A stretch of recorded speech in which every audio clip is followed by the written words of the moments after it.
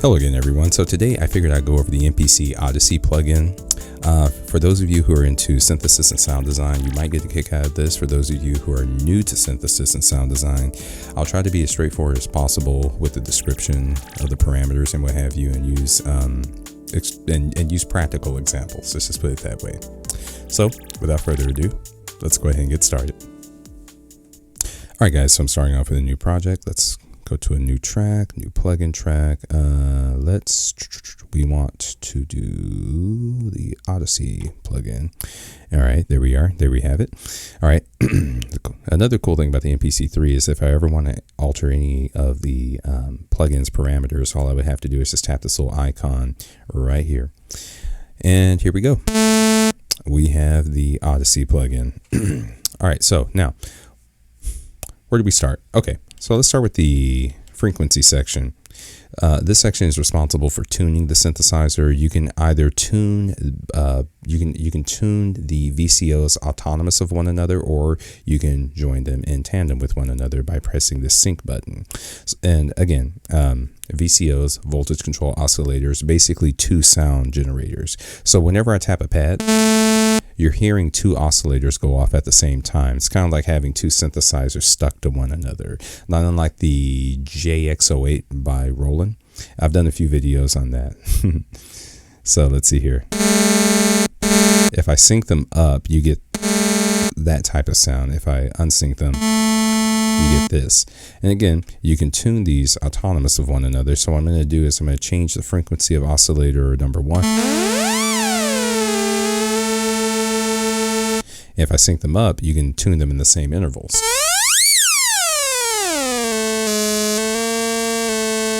Okay.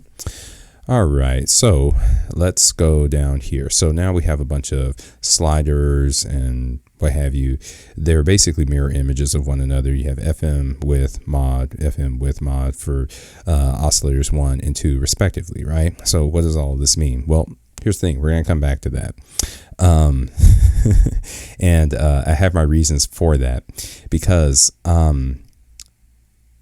we have to go into the modulation matrix, so to speak, in order to make sense of all of this down here. Another thing I want to point out is that you have a sawtooth and you have a pulse width waveform. The question is, which one do we hear right now? Because I don't see anything here that would suggest one or the other. So how do we select one or the other? Well, if you go over to the mix filter, underneath audio mixer, you have the option of either selecting the sawtooth or the pulse waveform. So if I select pulse, you get that sound. And that's what happens when you get two pulse waveforms. Okay. All right. So that being said, let's go back over to our VCO 1 and 2 page. Pulse width. And so you have pulse width, and pulse width modulation, right? Now that we are using the pulse width waveform, we can dial in modulation here. So let's see what happens when we when we start moving these sliders now. All right. Change the width. And now let's change how we modulate it.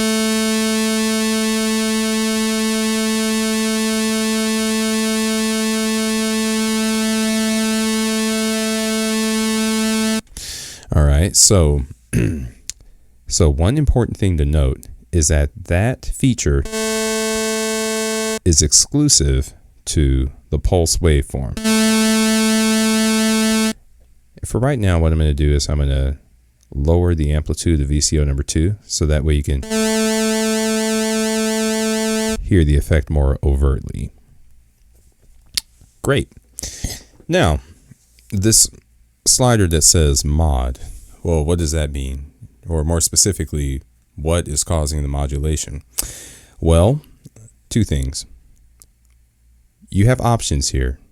You have an LFO sine wave, and you have an attack, decay, sustain, release envelope. And we're going to talk about both of those right now.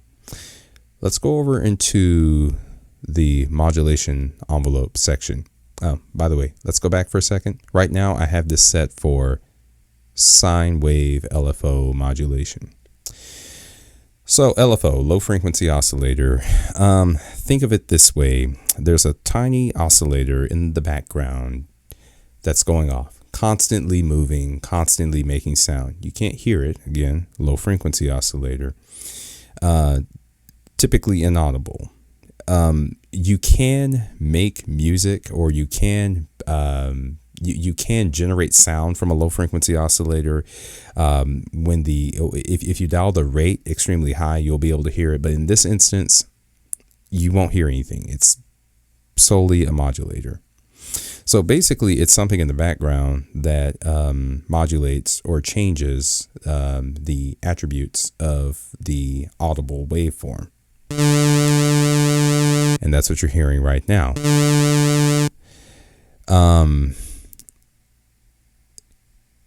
Now, not only is the LFO, or LFO sine wave, not only is it capable of modulating the pulse width, but it's also capable of modulating the frequency. So if I go over here,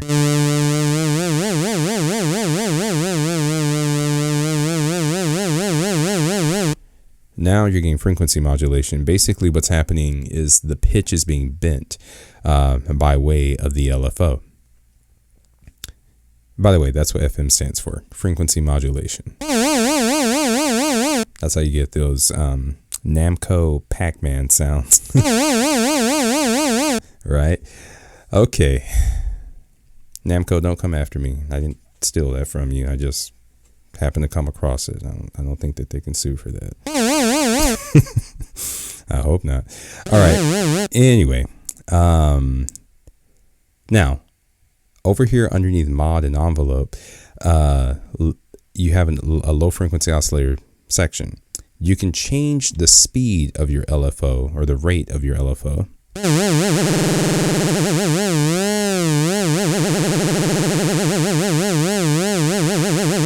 By dialing that in, right?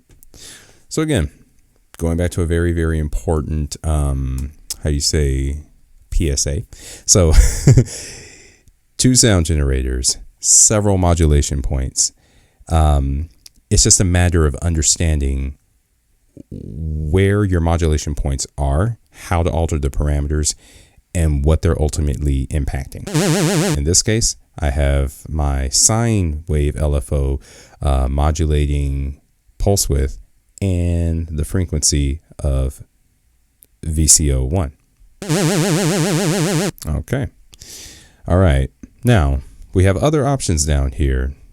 ADSR, and LFO square. So which one do we talk about first? Okay, let's talk about this one first. Okay, so here what we can do is we can actually change the shape of the LFO. So instead of using a sine wave LFO to modulate the frequency, we can use a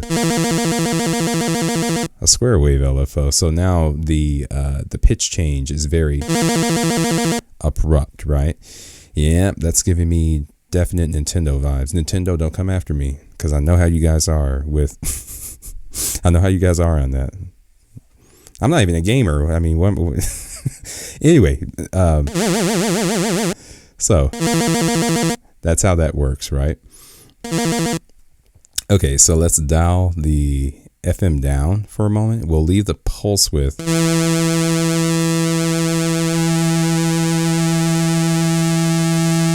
We'll dial the pulse width down slightly as well. Okay. Now, ADSR. So let's talk about the envelope generators. Not necessarily in the context of pulse width modulation or frequency modulation. Let's talk about the attack, decay, sustain, release envelope generators here, or attack release envelope generators here, in the context of our VCA, or our voltage control amplifier. What this is doing is it's going to determine how, when, and for how long our synthesizer is going to reach its maximum amplitude and then decay out. I'm going to dial all of these knobs down, these sliders down, and now we get nothing. No sound, right? Until I introduce decay. So what I'm going to do is I'm going to press one of these pads, I'm going to hold it down, and that's going to happen. Now, granted, I'm still holding the pad, but it's not making a sound. What this is saying is that it took approximately 0 seconds for the synth to reach its maximum amplitude, and it took it about 1.7 seconds to decay out. Okay, cool. But I'm still holding the pad, so shouldn't I still get a sound? That won't happen until I introduce sustain.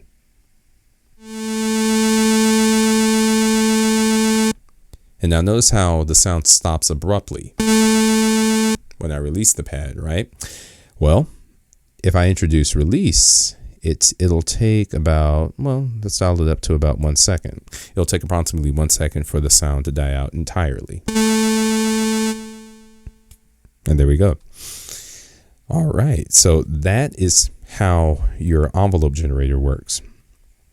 Now you have a few parameters down here like keyboard gate and LFO repeat. Keyboard gate is the best way I can describe that is, think of it this way. So the interesting thing about synthesizers is that the circuits, like particularly with modular synthesis, the circuits are always making a sound. There's always something coming out of them.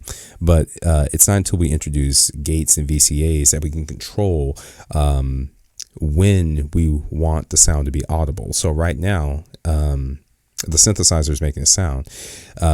The noise gate or the sound gate will open once I hit a pad. So the pad is pretty much the gatekeeper of the sound. So like close, open, close, open, like that, right? So that's how that works. The other thing is that the attack, decay, sustain, release envelope is a one-time event.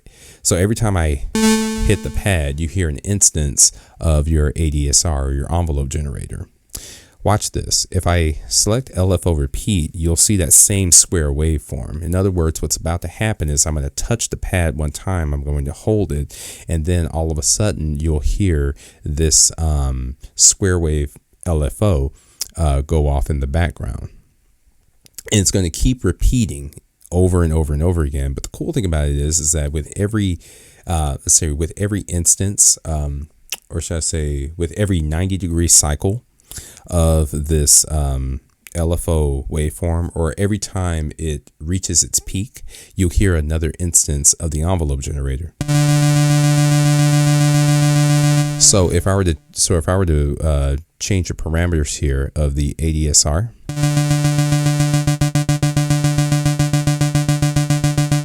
you'll hear the envelope generator affect the VCA over and over and over again, and that's how that works. All right, so let's see here.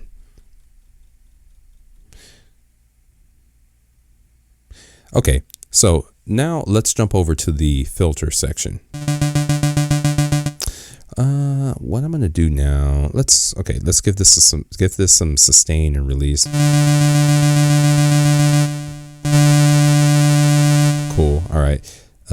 Boom. Okay. So let's talk about the filter, the VCF filter, this section right here. By the way, one thing I really like about this page is it gives you an overview of the signal flow. So first of all, you have your audio mixer.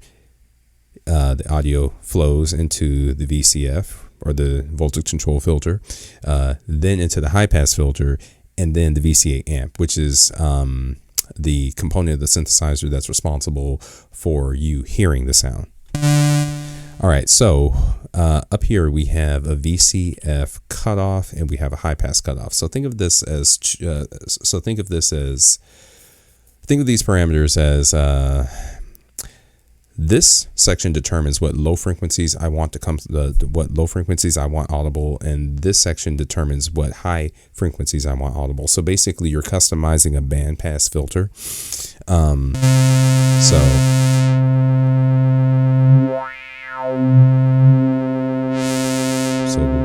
So what low frequencies do I want? What high frequencies do I want? If I wanted to add some resonance or harmonic content, I can dial up the resonance.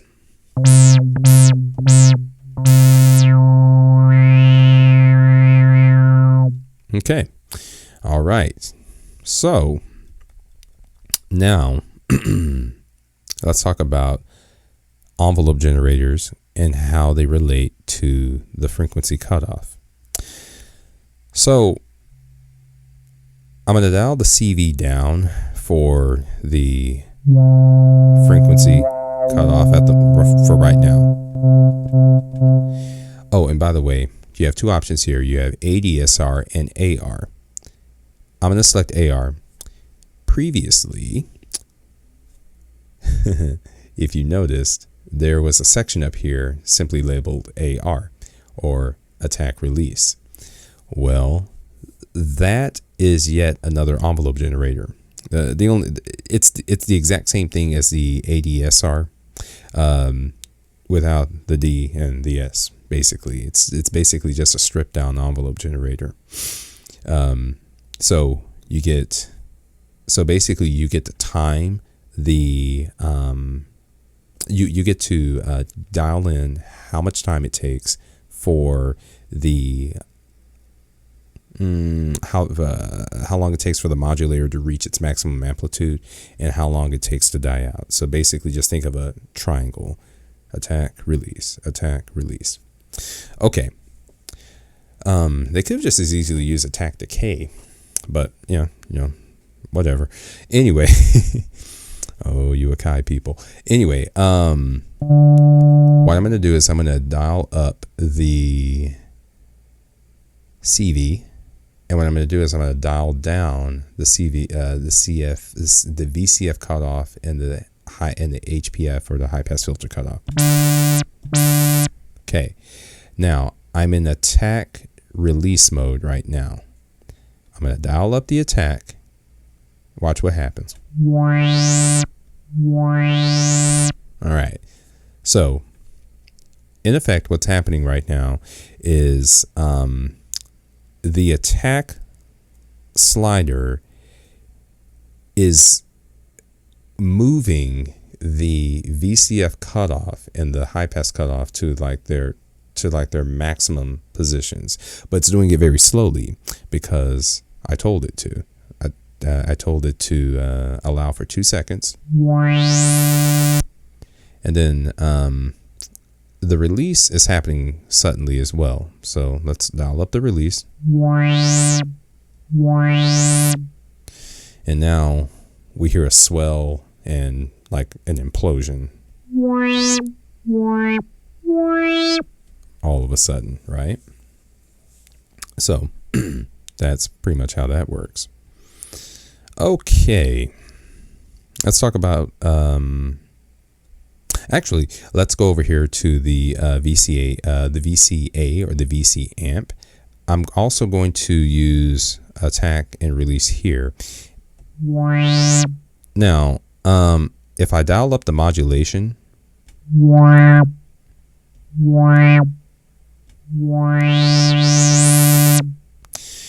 all this is doing, well, actually, let me dial down the I'm going to dial down the CV for the filters. I'm going to turn the filters up a little bit. Now, what's happening right now is, again, the VCA is the component of the synthesizer that's responsible for you hearing the sound, right? The amplifier. What's happening right now is I'm using the attack and release to determine how long it takes for the amplifier to reach its maximum amplitude and how long it takes for it to die out. If I dial this down to 0, you hear it almost instantaneously and it takes a moment to die out. But if I dial down the release, the sound stops all of a sudden. All right. Let's go on to another modulator. And the modulator that I want to speak on right now is sample and hold, which is a not a confusing topic, but for someone who's unfamiliar with synthesis, it's kind of hard to describe. But I'm going to give it a shot anyway. Actually, I did a video on sample and hold not very long ago. So think of it this way. Noise. So synthesizers have noise functions.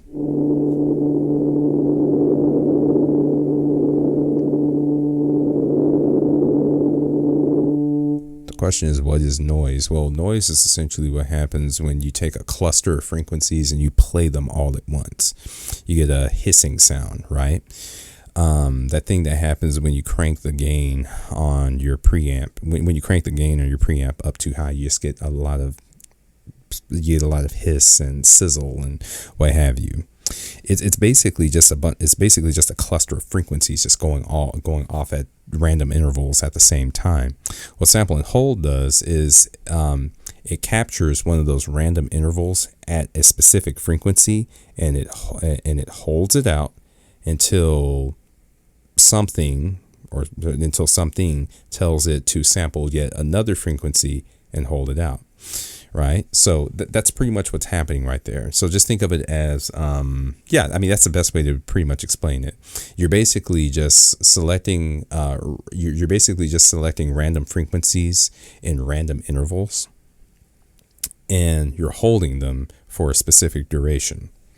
So what does that mean for us? So the best way to hear this is if we use frequency modulation. So what I'm going to do is I'm going to dial up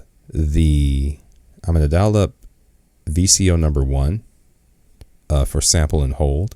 Now we have two waveforms here. We have a sawtooth waveform and then we have a pulse waveform. So what the sawtooth waveform is going to do is it's going to capture a frequency and hold it in a sawtooth like fashion. So what you'll hear is you'll hear a frequency, and then you'll hear like a frequency modulation, like a dive in the frequency, and then you'll hear a new frequency or a new pitch, and you'll hear that, and then you'll hear a pitch bend afterwards, and then you'll hear a new and then a pitch bend afterwards. I'm going to dial up the depth a bit. I'm going to go back over here, and then I'm going to dial up this slider.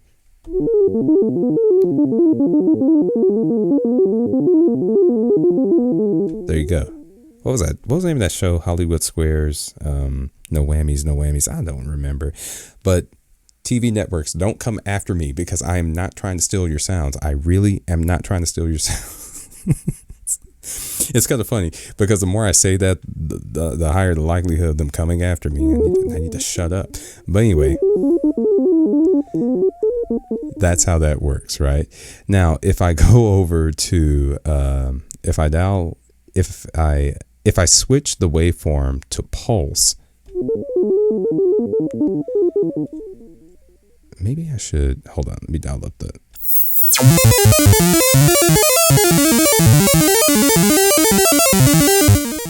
You hear something that sounds like an arpeggio. Again, these are sudden spikes, not spikes, but see now the change in frequency is just that much more overt.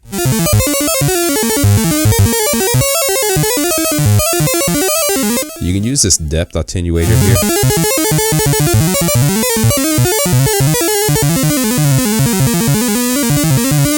And the VCO attenuators to kind of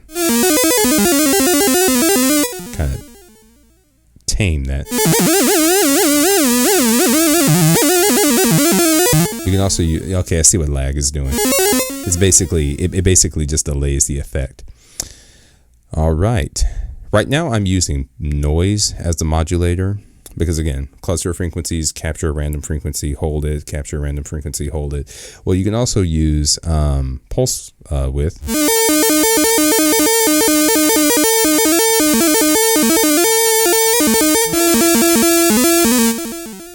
In order to sort of tame some of those random intervals.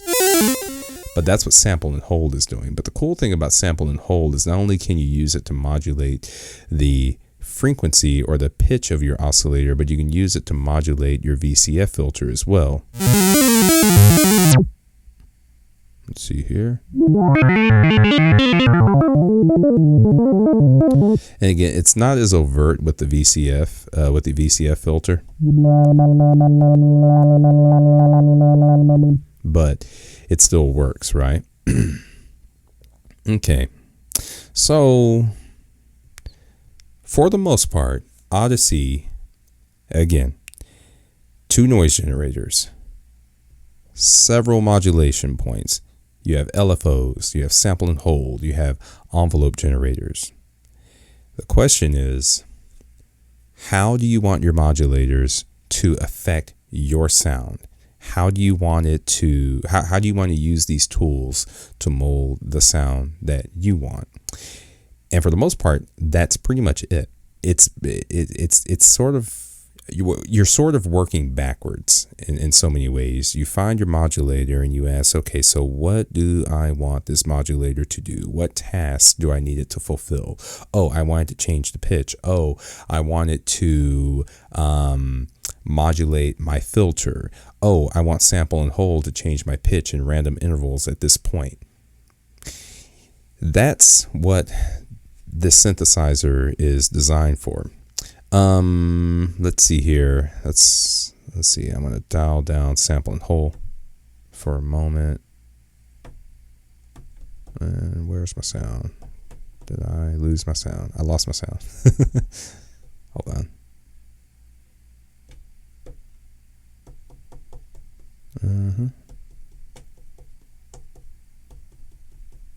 Oh, there you are. Okay, all right, and we're back. Okay, so let's see here.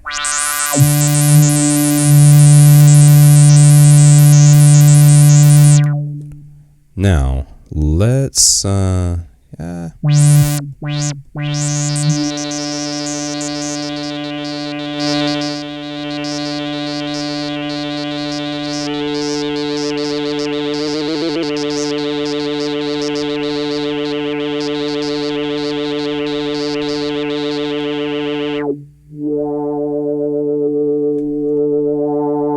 so let's do this.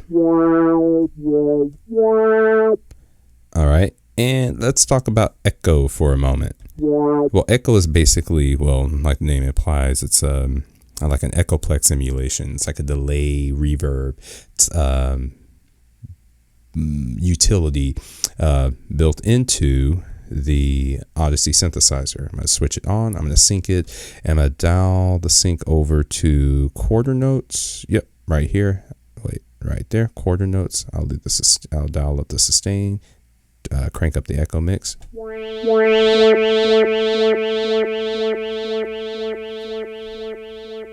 That's pretty much what it does.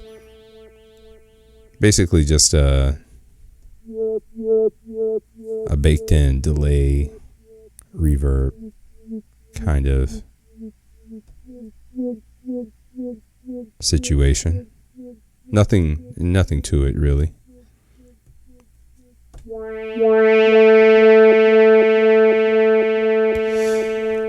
But now the question is, once you design your sound, what do you do with it?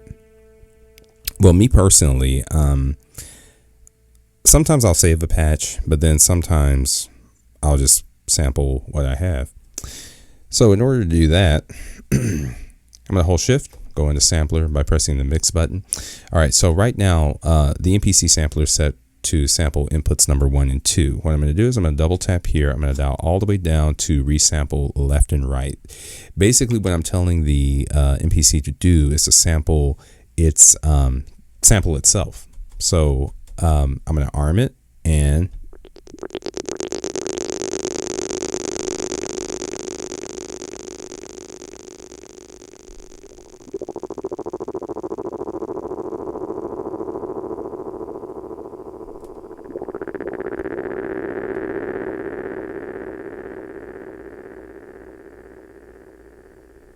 Okay, we have a new sample here. I'll just call it sound effects number 1. Do it, save it. I typically save to an external hard drive. Let's go under DNC samples, and so I already have a sound effects 1, so let's call it sound effects 2, shall we? Space 2. Got it. Do it, save it. All right, go back to main. All right, yep, new track, new drum program, browse for samples, go to places, of course, external hard drive, DNC samples, sound effect number 2. There it is right there. Let's load that up. Go back to main. And one thing I like about MPC3 is now I have the capability of editing my samples on the fly if I wanted to.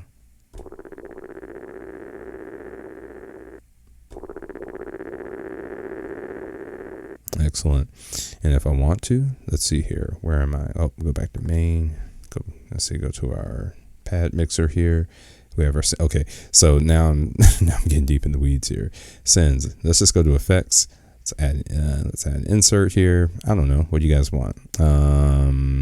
Modulation. Let's do a little ensemble.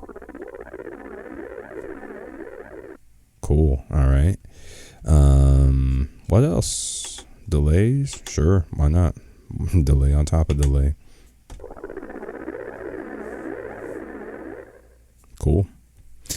And if you want to, you could resample that as well. Do what you like. And for the most part, that's it.